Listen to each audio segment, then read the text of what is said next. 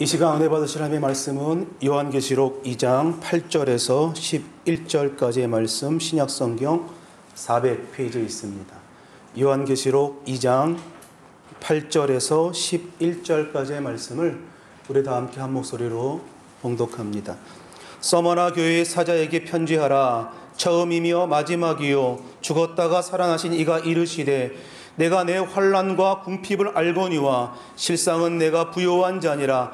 자칭 유대인이라 하는 자들의 비방도 알거니와 실상은 유대인이 아니요 사탄의 회당이라. 너는 장차 받을 고난을 두려워하지 말라. 볼지어다 마귀가 장차 너희 가운데에서 몇 사람을 옥에 던져 시험을 받게 하리니 너희가 10일 동안 환난을 받으리라. 내가 죽도록 충성하라. 그리하면 내가 생명의 관을 내게 주리라. 귀 있는 자는 성령이 교회들에게 하시는 말씀을 들을지어다. 이기는 자는 둘째 사망의 해를 받지 아니하리라. 아멘. 할렐루야. 아멘. 우리 함께 말씀 나누며 함께 기도하기 원합니다. 하나님, 이 땅의 민족을 기억하시고 세우신 교회마다 주의 은혜가 넘쳐나게 하시고 코로나19 바이러스가 속히 소멸되게 하시고 오늘 이 시간 은혜 받기 원합니다. 오늘 성령으로 충만케 해달라고 우리 다 함께 주의 이름 세 번 부르며 통성으로 기도합니다. 주여, 주여, 주여. 살아계신 아버지 하나님, 은혜와 사랑 감사합니다. 하나님, 땅의 민족을 축복하시고 세우신 교회마들마다 하나님의 은혜가 넘쳐나기 원합니다. 하나님, 이 땅의 코로나19 바이러스가 속히 소멸되기 원합니다. 무너졌던 우리 일상들이 회복되기 원합니다. 오늘도 하나님 있는 모습 그대로 주 앞에 나와 예배하며 마음 쏟고 기도하오니 하나님 은혜 더하여 주시고 능력과 권능으로 충만하게 하시고 오늘도 예배 가운데 주의 음성 듣고 주의 말씀 듣고 위로와 격려와 소망 얻는 하나님 믿음의 귀한 시간 될 수 있도록 아버지 함께하여 주옵소서. 성령 하나님 충만케 하시고 하나님 은혜를 베풀어 주옵소서. 예수님의 이름으로 기도합니다. 아멘. 살아계신 아버지 하나님, 은혜와 사랑 감사합니다. 오늘도 거룩한 주일 주 앞에 나와 예배하오니 오늘의 심령을 주 앞에 온전하게 드리며 거룩한 산지로 주 앞에 올려드리오니 주님 받아주시고 오늘 하나님의 마음을 깨닫고 말씀을 듣고 하나님 변화의 사람들 뿐만 아니라 이 땅 가운데 하나님의 자녀됨을 드러낼 수 있는 믿음의 귀한 역사가 있게 하여 주옵소서. 예수님의 이름으로 기도합니다. 아멘. 할렐루야. 아멘. 제목을 한번 따라합니다. 주님이 알아주시면 그것으로 충분하다. 우리 봉독한 말씀을 가지고 주님이 알아주시면 그것으로 충분하다라는 제목으로 함께 하나님 말씀 나눕니다. 우리는 지난주 에베소 교회에 대한 하나님의 예수님의 그 말씀을 살펴보았습니다. 너희가 복음의 진리를 수호하는 가운데 처음 사랑을 잊지 않고 살아가라. 복음의 진리를 수호할 뿐만 아니라 그 안에 하나님을 향한 교회를 향한 그 사랑을 담고 복음의 진리와 믿음의 행위를 이루어라 라고 하신 하나님의 말씀. 오늘은 주님께서 두 번째 편지로 서머나 교회에 주신 편지의 말씀인데 오늘 이 서머나 교회를 향한 주의 마음을 한번 함께 우리가 살펴보기를 원합니다.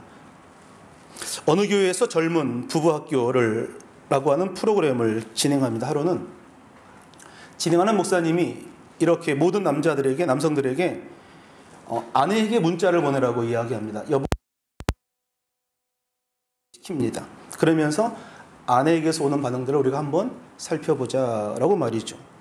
근데 이런 내용들이 있었다고 합니다. 가장 먼저 응답은 그 답변 가운데 응 나도 사랑해 라고 하는 그런 답변, 고맙다고, 성경 공부 열심히 하고 운전 조심히 돌아오라고, 이런 답변이 하나 왔다는 거예요. 많은 남성들이 와 라고 이렇게 그 소리를 지르면서 나는 어떤 답을 받을까 다 기대를 했다는 거죠. 두 번째 답장입니다. 성경 공부 제대로 하는 것 같네 라고 하는 답변이 왔었고, 세 번째 오는 답변, 이제 네가 좀 철이 들었냐? 라고 하는 그런 답변도 왔다고 합니다. 또 다른 답변은 뭐야 너 나 몰래 무슨 사고 친 거 있어? 라고 하는 답변도 있고, 솔직히 말하라고. 그리고 또 한 가지 답변은 말로 대충 하지 말라고. 아마 다음 날이 그 아내의 생일이었던 모양입니다. 알고 봤더니 또 이제 그 답변은 왜 목사님이 시키디? 라고 하는 그런 답변도 있었다는 거예요. 그래도 이렇게 응답을 받은 남성들은 그나마 좀 나은 편인데 문자를 보냈는데도 불구하고 답이 오지 않은 경우도 있었다는 거예요. 그래서 이 남편이 집에 들어가서 물었답니다. 아니 내가 그렇게 문자를 보냈는데 왜 답을 안 했냐고. 내가 사랑을 보냈는데 왜 답장 안 했냐고. 그랬더니 이 아내가 이렇게 이야기를 하던 거예요. 스팸인 줄 알았다고. 자, 이 편지와 이 답, 이 문자와 이 답이라고 하는 것은 그 두 사람의 상황과 관계를 잘 설명해 주고 있는 것 아닙니까? 오늘 서머나 교회에 대한 예수님의 이 편지를 보면 그 당시 교회가 어떤 상황에 처해 있었고 이 교회를 향한 예수님의 마음이 어떤 마음이었고 오늘 우리가 이 편지를 바라보면서 우리가 품어야 할 마음이 어떤 마음인가, 우리가 어떤 도전을 받아야 하는가를 오늘 본문 가운데 우리가 알아볼 수 있다는 거죠. 에베소 교회는 반모섬에서 약 100km 떨어진 곳에 있었습니다. 이 서머나 교회는 에베소에서 80km 떨어진 항구 도시입니다. 이 서머나는 지금은 완전히 폐허가 되어버린 에베소와는 다르게 지금도 무역과 경제와 문화의 중심지로 활발하게 크게 쓰임받고 있는 도시가 이 서머나 교회가 있었던 도시였습니다. 사도 요한이 쓸 때 당시에 약 20만 명이라고 하는 인구가 있었던 것을 보아할 때 이 도시가 얼마나 화려하고 컸는가를 알 수 있는 이기도 하지요. 하나님 향한 남달랐던 서머나 교회, 교회는 사랑이 깊었고 그리고 영적으로 성숙한 교회였습니다. 왜냐하면 우리가 이 서머나 교회에 대한 편지를 읽어보면서 주님이 이 교회에 대한 질책, 어떤 그런 책망, 이 모습들을 발견할 수 없고 칭찬과 위로와 격려 그리고 축복의 말씀을 전해주고 있다는 거죠. 7교회 가운데 2교회를 향하여 예수님께서 책망하지 아니하고 칭찬하시는 교회 중에 하나가 이 서머나 교회입니다. 요한계시록 2장 8절의 말씀을 같이 한번 읽습니다. 처음이요 마지막이요 죽었다가 다시 살아나신 이가 이르시되. 자, 요한은 주님을 뭐라고 표현하느냐? 처음이요 마지막 그리고 죽었다가 살아나신 이라고 표현하지요. 죽었다가 살아나신 주님은 무엇을 의미합니까? 십자가의 고난 가운데 죽으셨다가 사망 것을 깨뜨리고 부활하신 예수님을 이야기하는 것 아닙니까? 그러니 그 주님께서 처음에도 서머나 교회 성도들과 함께 하셨고 그리고 마지막도 그 교회의 성도들과 함께 하실 것이고 그분은 지금도 살아계셔서 지금도 너희들과 함께 하실 것이다 라고 하는 것을 사도 요한이 예수님에 대한 소개를 함으로 표현하고 있는 거예요. 처음이요 마지막이요 죽었다가 살아나신 이가 너희에게 말씀하신다 라고 이야기하는 것. 이 서머나 교회가 있었던 1세기 당시에는 이 서머나 교회는 핍박, 고난받는 교회였습니다. 이 고난받는 교회 성도들에게 죽었다가 다시 살아나신 이 예수 그리스도가 너희에게 이야기한다라고 하는 그 말씀 자체로만으로 봤을 때도 얼마나 위로가 되고 용기가 되었겠는가. 여러분, 고난 가운데 최악의 고난은 죽음 아닙니까? 그런데 예수님이 사망 권세를 깨뜨리고 죽었다가 다시 살아나셨다. 그 주님이 너희에게 지금 말씀하신다. 오늘 처음과 마지막이신 예수님께서 죽었다가 살아나신 예수님께서 오늘 너희에게 말씀하신다. 오늘 그것이 이 서머나 교회 성도들에게 위로가 되지 않았을까? 서머나는 지금이나 예나 부유한 도시였습니다. 현재의 지명은 이즈미르라고 지칭하고 있는데 터키에서 이스탄불, 앙카라에 이어서 세 번째로 큰 도시입니다. 과거 사도시대에는 이 에베소에 필적할 만한 그런 큰 도시여서 아시아의 보석이다라고 불릴 정도의 그런 도시였습니다. 그런데 사도 요한은 그 서머나 교회 이 교회의 소망은 이와 같은 로마 제국의 부요함에 있는 것이 아니라 교회의 소망은 죽었다가 살아나신 예수 그리스도께 있다라고 지금 예수님에 대한 소개를 하면서 말씀하고 있는 거예요. 죽었다가 살아나신 이가 말씀하신다. 서머나 교회는 이야기했던 것처럼 책망이 없고 칭찬만 있는 교회입니다. 우리 칭찬의 말씀이 9절에 등장하는데 우리 9절 같이 한번 봉독합니다. 내가 내 궁핍과 궁핍을 알거니와 실상은 내가 부요한 자니라. 자칭 유대인이라 하는 자들의 비방도 알거니와 실상은 유대인이 아니요 사탄의 회당이라. 아멘. 9절에 내가 내 환난과 궁핍을 안다라고 말씀하죠. 이 환난이라고 하는 단어 헬라어는 돌리시스라고 하는 단어인데 무슨 의미를 갖고 있느냐? 돌 같은 것이 찌그러진다라고 하는 뜻입니다. 여러분, 돌이 찌그러질 수 있습니까? 이 돌이라고 하는 것이 큰 바위 같은 엄청난 압력에 눌려서 당하는 고통, 이것이 환난, 이 둘리시스라고 하는 헬라어 단어의 뜻이라는 거예요. 그럼 궁핍이라고 하는 것은 무엇이냐? 누군가를 도와줄 수 없을 만한 그런 그 힘이 없는 것, 다시 말하여 누군가를 도와줄 수 없는 여력이 없는 상태, 먹고 산 데는 근근히 간간히 버텨내지만 가난한 상태, 이것을 궁핍이라고 이야기합니다. 이 서머나 교회가 환난과 궁핍으로 있었다. 가정마다 어렵고 힘든 현실을 이겨내고 있었다. 그럼 왜 이 서머나 교회가 이런 환난과 궁핍 가운데 있었을까?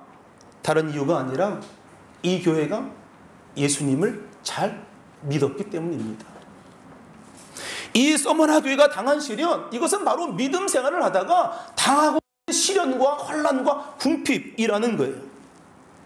서머나는 물질적으로 매우 풍성한 도시입니다. 그런데 이 물질의 풍요라고 하는 것은 모든 사람에게 허용되는 것이 아니라 당시 로마 황제를 숭배하는 자들에게만 허용되었던 그런 권리였습니다. 로마 당국은 황제를 숭배하는 그들에게 황제 숭배 증명서를 발급해 줍니다. 그래서 이 황제 숭배 증명서가 있는 사람만 경제활동을 할 수 있고, 이 증명서가 있는 사람만 어디 가서 취직할 수도 있고, 이 증명서가 있는 사람만 어디 가서 물건을 사고 팔 수 있는 그런 권리가 있었던 것이 황제 숭배 증명서라는 거예요. 그러니 이 서머나 교회 성도들이 주를 믿는 믿음을 가지고 예수님을 주라 고백하면서 황제를 숭배하지 않으니 이 증명서를 받을 일이 없는 거 아닙니까? 그러니 그로 말미암아 예수를 믿는 그 믿음으로 말미암아 환난과 궁핍 가운데 있었다라고 하는 것. 그러니 이들에게 가난이라고 하는 것이 어쩌면 예수 믿는다라고 하는 하나의 흔적이 아닐까 생각합니다. 믿음을 지키기 위하여 당하는 환난과 그 궁핍, 그 환난과 궁핍을 갖고 있는 서머나 교회에게 오늘 주님께서 말씀하시는 거예요. 그러나 실상은 너희가 부유한 자다. 너희가 현실적으로 가난하고 궁핍하고 어렵고 곤고하고 핍박을 당하는지 모르겠지만 그러나 실상은 너희가 부유한 자다. 육적으로 고난 가운데 환난 가운데 있는지는 모르겠지만 그러나 영적으로 너희는 부유한 자다 라고 주님이 지금 말씀하고 있는 거예요. 현실적으로는 너희가 궁핍하여 지금 마음껏 먹을 것이 없고 마음껏 쓸 수 있는 것이 없고 힘이 들지라도 이런 것은 잠시 잠깐 있다가 지나가 버리는 것. 그런데 더 중요한 것은 무엇이냐? 주님이 뭐라고 이야기하시냐? 내가 그것을 안다라고 이야기하죠. 내 환난과 궁핍을 내가 알고 있다. 여러분, 주님께서 알아주시면 되는 거 아닙니까? 우리의 환난과 이 궁핍과 이 어려움과 이 시련, 오늘 주님께서 알아주시면 되는 거 아닙니까? 내 인생이 아무리 환난의 연속이라 할지라도 그 환난이 환난당할 만한 가치가 있는 것이라면, 그리고 그것이 내 인생의 주인 되신 예수님께서 알아주신다고 한다면 그것으로 충분한 것 아닙니까? 문제는 오늘 우리가 당하고 있는 이 환난과 이 고통과 이 궁핍이 과연 가치 있는 일이냐라고 하는 것, 그리고 이 고난이 영원한 것을 위한 일시적인 것이냐라고 하는 것에 대한 문제이겠죠. 원수들이 아무리 우리를 괴롭히고 모든 상황 가운데 우리를 부딪히게 한다 할지라도 오늘 주님이 알아주시면 그것으로 만족할 수 있느냐라고 하는 건 말입니다. 오늘 주님이 알아주시면 그것으로 우리가 만족하며 살아갈 수 있느냐. 교회의 힘이라고 하는 것은 고난 가운데 신앙을 지키는 거 아닙니까? 세상이 알아주는 것이 아니라, 사람이 알아주는 것이 아니라 오늘 살아계신 하나님이 알아주시면 되는 것. 오늘 그럴 때 우리가 그로 말미암아 만족할 수 있어야 하는 거 아닙니까? 그것이 교회의 힘이요, 그것이 성도의 힘 아닙니까? 그래서 고통 가운데 드려지는 신앙의 고백이 너무도 값진 것이라는 거예요. 아마도 이 서머나교회 성도들이 문제를 받았을 때에 아마 울지 않았을까 생각합니다. 아, 주님께서 내 마음의 고통을 아시는구나. 아, 주님께서 내가 애매하게 당하는 이 마음의 어려움을 아시는구나. 주님께서 내가 교회 안에서 내가 다 토로할 수 없는 그 마음의 억울한 상처들 다 주님께서 아시는구나. 누구에게 말할 수 없고 누구에게 감히 오픈할 수 없는 수많은 그 아픈 그 마음의 심정들을 오늘 주님께서 다 아시는구나. 내 환난과 궁핍을 주님께서 다 아시는구나. 오늘 이 시대를 살아가고 있는 저와 여러분들 때로는 우리가 믿음을 지키려고 하다가, 신앙을 지키려고 하다가 예수 믿는다는 이유 하나만으로 욕을 먹기도 하고, 예수 믿는 이유만으로 많은 질타와 모욕과 때로는 손가락질을 당할 때가 있습니다. 불이익을 감수해야 하고 억울한 일을 겪을 수도 있고, 이런저런 아픔과 고통 가운데 그럼에도 불구하고 열심히 예수님을 믿는 그런 분들도 있지요. 오늘 그런 분들에게 오늘 주님 말씀하시는 이 위로의 말씀이 들려지기를 주의 이름으로 축원합니다. 내가 환난과 너희 궁핍을 다 알고 있다. 내가 너의 아픔을 알고 있다. 내가 너의 수고하는 거 다 알고 있다. 오늘 살아계신 하나님께서, 오늘 전능하신 하나님께서 오늘 우리의 힘든 것, 우리의 아파하는 것, 우리의 고통스러운 것 다 아신다. 오늘 주님 말씀하신 이 위로의 말씀이, 이 격려의 말씀이, 이 인정의 말씀이 오늘 여러분 귓가에 마음속에 들려지기를 주의 이름으로 축원합니다. 예수 믿는다는 이유 하나만으로 때로는 궁핍과 환난과 권고가 다가온다 할지라도 오늘 그것을 가지고 이겨낼 수 있는 은혜, 그럴 때 주님께서 너희 모든 것들 다 알고 있단다 라고 말씀하시는 그 위로의 말씀이 오늘 10년 가운데 부딪혀오게 되시기를 주의 이름으로 축원합니다. 주님은 서머나 교회 성도들에게 이와 같이 위로와 격려를 보내십니다. 내가 너희를 잘 알고 있다. 그런데 그러면서 또 그들에게 두 가지 명령을 내리십니다. 우리 2장 10절 말씀 같이 한번 봉독합니다. 너는 장차 받을 고난을 두려워하지 말라. 볼지어다 마귀가 장차 너희 가운데에서 몇 사람을 오게 던져 시험을 받게 하리니 너희가 10일 동안 환난을 받으리라. 내가 죽도록 충성하라. 그리하면 내가 생명의 관을 내게 주리라. 아멘. 첫 번째는 뭡니까? 너희가 장차 받을 고난을 두려워하지 말라라고 말씀하죠. 고난이 두려우면 고난을 이겨낼 수가 없습니다. 끝까지 주님을 따라갈 수가 없습니다. 그러므로 우리에게는 고난이 두렵지 않는 그 담대한 믿음이 필요한 거죠. 예수님을 정말 믿는 사람인지 올바르게 그것을 분별할 수 있는 기준이 무엇이냐?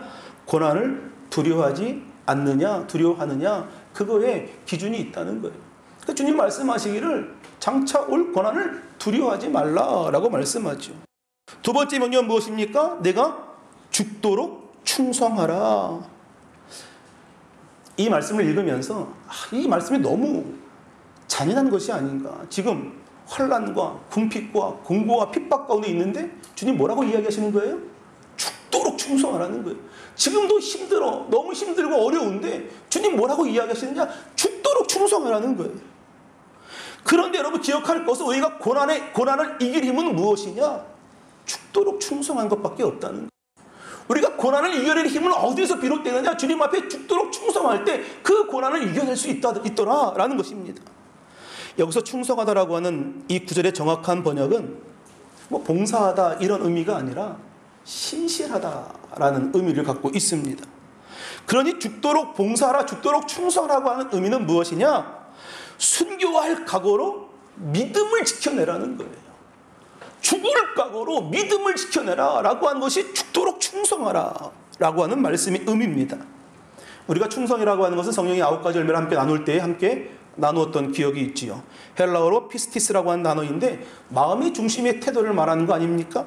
충성이란 하나님께 마음이 설득된 상태, 그로 말미암아 하나님께 설득되어 마음으로 승복하는 내적인 태도가 충성이다. 그래서 행위적인 의미보다는 내적인 마음의 태도가 더 강조되는 것이 충성이다. 죽도록 충성하라고 하는 것은 끝까지 믿음을 저버리지 말라라고 하는 의미가 있는 거예요. 자신을 비우고 내 생각과 뜻을 접어두고 온전히 하나님의 부르심 앞에, 온전히 하나님의 뜻 앞에 엎드려 순종하는, 순복하는 것, 그것이 충성이다. 오늘 주님은 서문학교의 성도들에게 내가 너희 환난과 궁핍을 안다라고 말씀하시면서 이야기하기를 네가 죽도록 충성하라. 끝까지 변함없이 신실함으로 오늘 믿음을 저버리지 마라 라고 말씀하시는 거예요. 이 2장 10절을 NIV 영어 성경으로 보면 그 자막 보면 우리 같이 한번 읽습니다. 시작. 읽으시라니까 왜. Be faithful even the point of death. I will give you the crown of life. Be faithful 뭡니까? 신실하라. Even to the point of death. 죽음의 시점까지, 그러니까 죽기까지 순교의 마음에 각오를 하고 믿음을 지켜내라 라고 하는 거 아닙니까? 오늘 죽기까지 신실하라. 오늘 과연 우리가 오늘 이 말씀에 우리가 온전하게 순종하며 살고 있는가? 끝까지 순종하는 삶, 끝까지 믿음을 저버리지 않는 삶, 끝까지 신실함으로 나아가는 삶. 그럼 과연 핍박이 심했던 서머나교회 성도는 어떻게 이 믿음을 지켜낼 수 있었을까? 핍박을 견뎌낼 수 있었을까? 그것은 나는 죽고 예수로 사는 사람들이었기 때문에 그렇습니다. 우리가 신앙이라고 하는 것은 주님, 나는 죽었습니다 라고 고백하는 거 아닙니까? 우리가 믿음이라고 하는 것, 신앙이라고 하는 것, 그 출발점이 무엇이냐? 주님, 내가 죽고 오직 예수로만 사는 인생이기 원합니다. 내 안에 그리스도가 사는 것이라, 내 안에 그리스도가 사는 것이라, 이것이 우리의 신앙의 출발점 아닙니까? 오늘 그러니 서머나교회 성도들이 핍박 가운데, 어려움 가운데 그 고통을 이겨냈던 것은 내가 죽고 오직 예수님만 사는 것입니다라고 하는 믿음의 고백이었을 것입니다. 오늘 우리의 신앙이, 그리고 우리가 정말 예수님을 마음 가운데 영접하고 믿었다고 한다면 우리 이런 고백해야 합니다. 주님, 나는 죽었습니다. 주님, 나는 아무것도 아닙니다. 나는 죽고 오직 예수님만 살기를 원합니다. 나와 세상은 온데간데 없고 오직 구속한 주만 보이기 원합니다. 오늘 이 고백이 오늘 우리 교회 가운데, 오늘 여러분들 입술 가운데 있기를 주의 이름으로 축원합니다. 오늘 예수님께서 오늘 약속하시는 축복이 있습니다. 죽도록 충성하면 내가 생명의 관을 주겠다라고 말씀하죠. 죽도록이라고 하는 것은 중단하지 말라, 포기하지 말라, 끊임없이 하라. 사도 바울이 그가 사도직을 감당함에 있어서 가장 두려웠던 것이 한 가지 있었습니다. 끝까지 믿음을 저버리지 않는 것. 그 환난과 핍박과 곤고와 그 고통 가운데 내가 예수님을 저버리지 않는, 그 사도 바울 가운데 가장 큰 두려움이었습니다. 그래서 그가 이 영의 아들 디모데에게 이런 말을 할 수 있습니다. 디모데후서를 보면 하나님의 사역을 감당하다가 온갖 어려움과 온갖 그 위험을 다 극복하고 난 다음에 사도 바울이 자신의 사명을 정리하면서 디모데에게 이런 이야기를 하죠. 디모데후서 4장 7절 8절 우리 같이 한번 봉독합니다. 나는 선한 싸움을 싸우고 나의 달려갈 길을 마치고 믿음을 지켰으니 이제후로는 나를 위하여 의의 면류관이 예비되었으므로 주 곧 의로우신 재판장이 그날에 내게 주실 것이며 내게만 아니라 주의 나타나심을 사모하는 모든 자의 궤도니라. 아멘. 무슨 말씀입니까? 내가 선한 싸움 싸우고 달려갈 길을 다 마치기까지 믿음을 지켰다. 죽도록 충성했다. 믿음을 저버리지 않았다. 온갖 압박이 있었고 온갖 어려움이 있었고 목숨이 위태위태한 그런 상황에도 있었지만 그럼에도 내가 믿음을 지켰다. 믿음을 지켰다. 오늘 이것이 사도 바울의 고백 아닙니까? 그리고 하나님께 기쁨으로 충성과 봉사의 헌신을 감당한 이들에게 하나님께 생명의 면류관을 허락하실 것이다. 모든 사람들에게 충성스럽게 하나님께 영광 돌렸던 모든 사람들에게 생명의 면류관을 주실 것이다. 이것이 사도 바울의 고백이었다는 거예요. 믿음을 지켰다. 오늘 우리가 살아오는 이 시대가 어떻게 보면 믿음을 지켜내기가 참 어려운 시대가 아닌가. 오늘 그러니 이 시대 가운데 이 말씀이 더욱더 우리 마음 가운데 더 강력하게 다가와야 하는 거 아닙니까? 죽도록 충성하라. 믿음을 저버리지 마라. 끝까지 변함없이 오늘 하나님 사랑하고 섬겨라.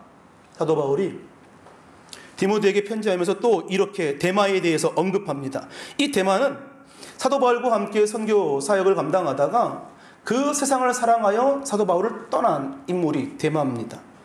열심히 도왔던 인물이지만 그런데 세상을 사랑하여 떠났다라고 사도 바울이 디모데후서에 데마를 소개하거든요. 우리는 우리 주변에 참 많은 사람들이 있고 그들의 모습을 보게 됩니다. 처음에는 정말 충성스러운 것 같았던 사람이었지만 시간이 지나고 점점 흐르면서 그 충성스러움이 사라지고 조금만 시련이 와도 충성스러움이 사라지고. 그런데 여러분께서 시련이라고 하는 것은 지극히 주관적인 견해 아닙니까?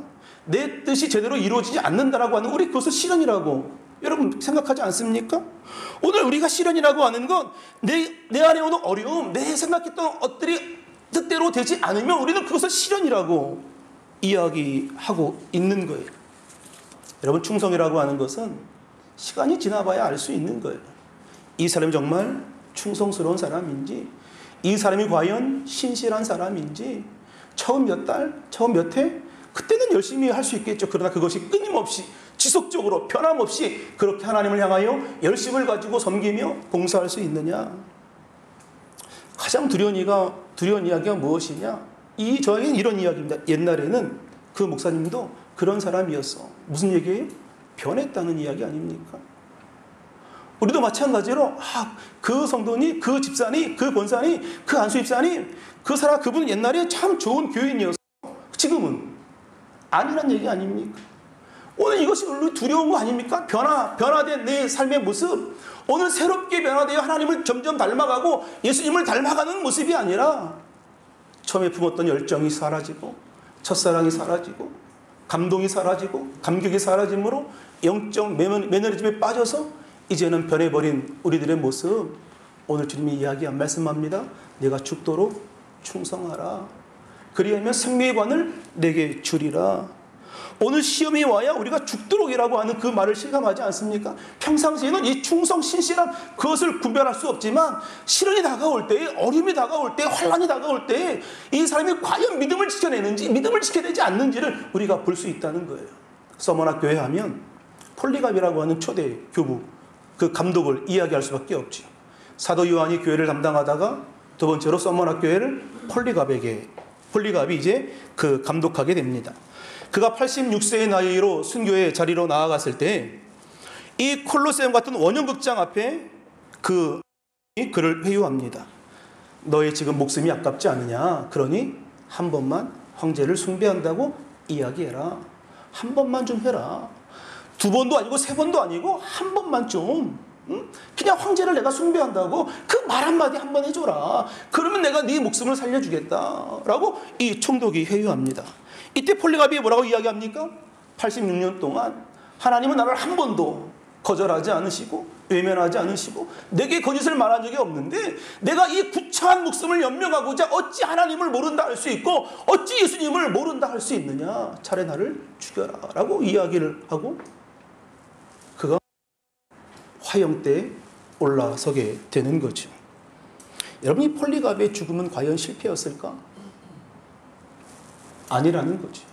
이 폴리갑의 죽음은 하나님이 어떤 분인지, 그리고 그의 죽음 앞에 하나님을 믿는다는 것이 어떤 것인가를 증명해낸 건 아닙니까? 이 폴리갑이 이 죽음으로 순교로 말미암아 하나님은 어떤 분이신지를, 그리고 하나님을 믿는다는 것이 어떤 것인가를 삶 가운데 드러낸 것이 그의 죽음과 순교 아니었습니까? 서머나교회를 통하여 오늘 우리에게 주는 교훈이 한 가지 있습니다. 그것은 무엇이냐? 확실한 신앙 고백이 있어야 된다는 거예요. 어떤 경우에도 포기할 수 없는 신앙의 고백을 갖고 살아야 한다.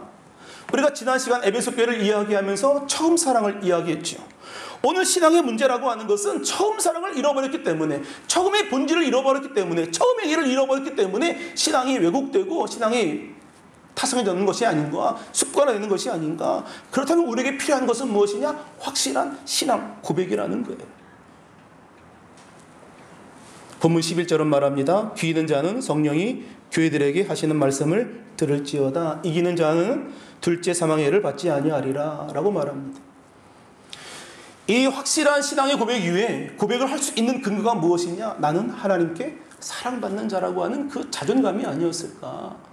그들이 확실하게 내가 그럼에도 불구하고 목숨을 저버린다고 할지라도 내가 신앙을 포기할 수 없다라고 하는 그 고백은 나는 하나님께 사랑받는 존재고 하나님 나를 택하셨다.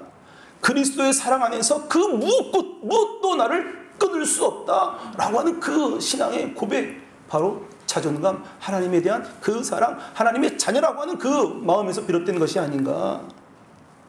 오늘 우리가 지금의 현실만을 바라보는 사람이라고 한다면 얼마나 무지한 그런 고백입니까? 그러나 우리는 눈에 보이는 것을 바라보는 것이 아니라 저 너머에 있는 하늘나라를 바라보고 하늘 소망을 바라보고 살아가는 그런 사람들 아닙니까?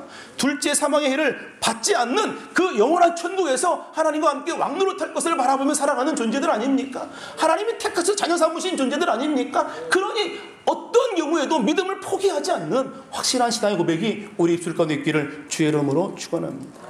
우리가 하는 이야기 가운데 이런 이야기가 있죠. 고난은 축복이다. 믿지 않는 사람들이 들으면 무슨 쓸데없는 이야기냐고 할 거예요. 어떻게 고난이 축복이냐? 고난이 힘들고 어려움이지.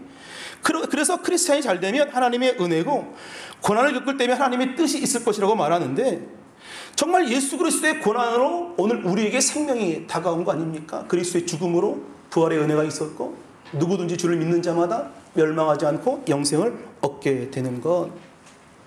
우리가 일곱 교회에 대한 말씀을 함께 나누면서 반복되어져 이야기하는 것은 내가 너희를 안다라고 말씀하시는 주의 음성입니다. 그리고 이렇게 행해라 라고 하는 권면의 말씀이죠.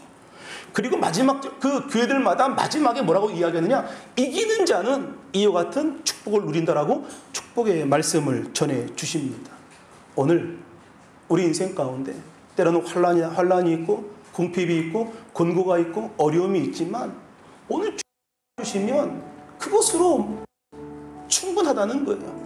주님이 기억하시면 그것만으로 충분하다는 거예요. 주님이 알아주시면 그것만으로 만족하는 거예요. 오늘 고난을 두려워하지 않고 죽도록 믿음을 포기하지 않고, 오늘 주님이 약속하신 그 축복의 말씀이 오늘 우리 삶 가운데 아름답게 이루어지게 되시기를 주의 이름으로 축원합니다. 우리 함께 찬양하며 함께 기도하기 원합니다. 당신의 그 섬김이, 당신의 그 섬김이 천국에서 해가 같이 빛나리. 당신의 그 겸손이, 당신의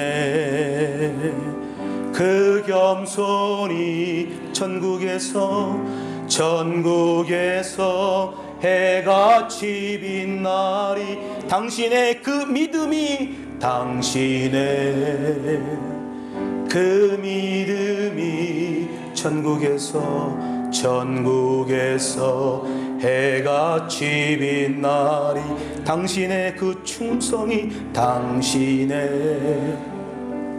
그 충성이 천국에서 해같이 빛나리. 주님이 기억하시면 족하리. 주님이 기억하시면 족하리. 예수님 사랑으로 가득한 모습, 천사도 흠모하는 아름다운 모습, 천국에서 해같이 빛나리. 하시면, 주님이 주시면 그것으로 우리가 만족할 수 있다고 이 시간 고백하기 원합니다. 때로는 환난과 궁핍함과 예수님 믿는다라고 하는 그 이유 하나만으로 여러 가지 환난과 어려움 가운데 주님이 알아주시라고 말씀하신 그 음성 듣고, 오늘 주님 알아주시면 그것으로 주님 충분합니다. 주님 알아주시면 그것으로 만족합니다. 고난을 않고 죽도록 충성하고 면류관을 받아 쓸 수 있는 복된 오늘 다 부르며 통성으로 기도합니다. 주여, 주여, 주여. 살아계신 아버지 하나님, 은혜와 사랑 감사합니다.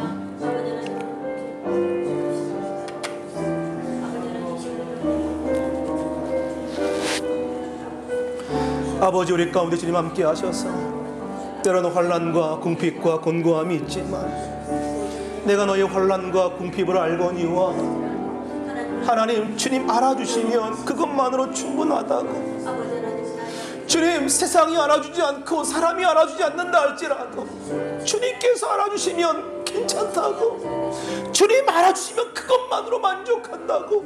오늘 하나님 고백하며 아버지 나아가기 원합니다. 우리의 온유과 우리의 섬김과 우리의 겸손과 우리의 사랑 순종이, 우리의 믿음과 충성과 그 열심이 하나님은 사람이 알아주는 것이 아니라 하나님이 알아주시는, 죽었다가 다시 살아나신 예수 그리스도께서, 우리의 주이신 하나님께서 알아주시며 그것만으로 주님 만족합니다. 아버지 고백하며 살아가기 원합니다. 그러므로 고난을 두려워하지 않게 하시고, 아버지 죽기까지 죽도록 충성하고 신실하게 하시고, 믿음 저버리지 않게 하시고, 아버지 그리할 때에 생명의 면류관을 주신 그 은혜를 우리 모두가 누리며 살아갈 수 있도록 아버지와 함께 하시고 인도하여 주옵소서. 오늘도 마음 다해 기도하며 간구한 우리 소원 속에 응답하시고 아버지 역사하여 주옵소서. 주님 아버지 감사합니다. 당신의 그 섬김이 전국에서 해같이 빛나리. 당신의 그 겸손이 전국에서 해같이 빛나리. 당신의 그 믿음이 전국에서 해가 빛나리. 당신의 그 충성이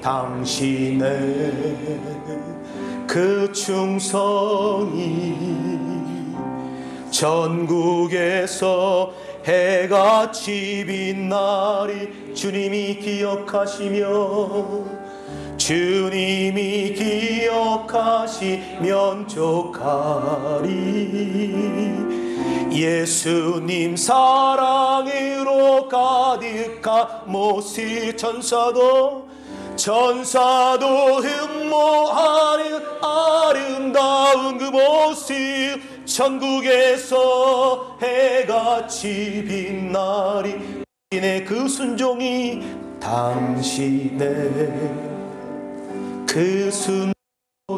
전국에서 해같이 빛나. 당신의 그 사랑이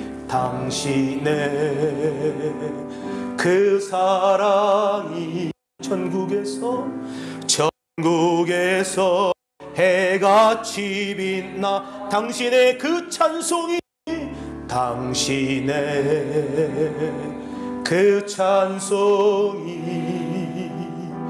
전국에서 해같이 빛나. 당신의 그 헌신이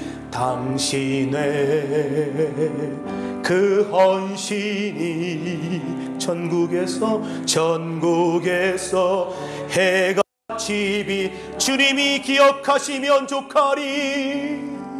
주님이 기억하시면 족하. 불타는 사명으로 가득 찬 모습 전사도 흠모하는 아름다운 그 모습 전국에서 해같이 빛나리. 아픈 분 아픈 곳에 믿음을 손놓고 기도하고 마음에 있는 분 가슴 손놓고 기도합니다. 살아계신 아버지 하나님, 주님이 기억하시면, 주님이 알아주시면 하나님 그것으로 충분합니다. 아버지 고백하기 원합니다. 우리의 헌신과 우리의 믿음과 우리의 섬김과 우리의 겸손과 사랑, 그 모든 것이 하나님 전국에서 해같이 빛나게 하시고 오늘 하나님을 사랑하는 그 마음으로, 예수님을 사랑하는 그 마음으로, 교회를 사랑하는 그 마음으로 하나님 이 땅 가운데 교회 가운데 영광을 높이는 삶을 살아가게 하여 주옵소서. 환난과 궁핍을 주께서 아신다. 내가 너의 모든 수고를 다 알고 있다. 오늘 우리의 모든 것을 주님께서 아신다라고 말씀하십니다. 오늘 하나님 우리에게 위로와 격려 주시고 오늘 우리를 인정해 주시고 너의 환난과 궁핍 가운데 너희가 믿음을 저버리지 않았던 것을 내가 안다라고 말씀하시는 그 주님의 음성이 오늘 우리의 심령 가운데 부딪혀 오게 하여 주옵소서. 우리 귓가에 들려지게 하옵소서. 하나님 그리하여 하나님 확실한 신앙 고백을 가지고 살아가게 하시고 그리스도가 나를 위하시며 그 어떤 것도 그리스도의 사랑에서 우리를 끊을 수 없다라고 고백하며 믿음을 유지하며 살아가는 귀한 은혜가 있게 하여 주옵소서. 오늘도 주님 앞에 헌신과 수고함으로 영광 올리게 하시고 모든 영광 다 주님께 올려드리는 놀라운 축복이 있게 하여 주옵소서. 오늘도 간절한 믿음의 고백함과 소원을 믿음으로 구하여 싸우니 하나님 구함 따라 응답하여 주시고 믿음의 고백함 따라 이루어지게 하시고 마음의 소원 따라 이루어지게 하여 주셔서 구하는 모든 간구 속에 하나님의 과 축복이 넘치게 하여 주옵소서. 오늘 하나님 믿음의 귀한 자녀들을 축복합니다. 그들의 삶에 주의 은혜가 넘쳐나게 하시고 때를 따라 도우신 주의 은혜가 있게 해주셔서 그들의 꿈이 다 이루어지게 하시고 지혜와 명철과 총명함 주시고 원하는 대학에 합격하게 하고 좋은 것 취업하게 하고 앞길을 열리시고 이 땅가운데 머리 대고 위에 있는 삶 살아갈 수 있도록 주께서 함께 하여 주옵소서. 이 시간 믿음을 앞에 서놓고 기도합니다. 저같이 찌개 맞음으로 너희가 나무를 입었다 하신 주님, 오늘 그 말씀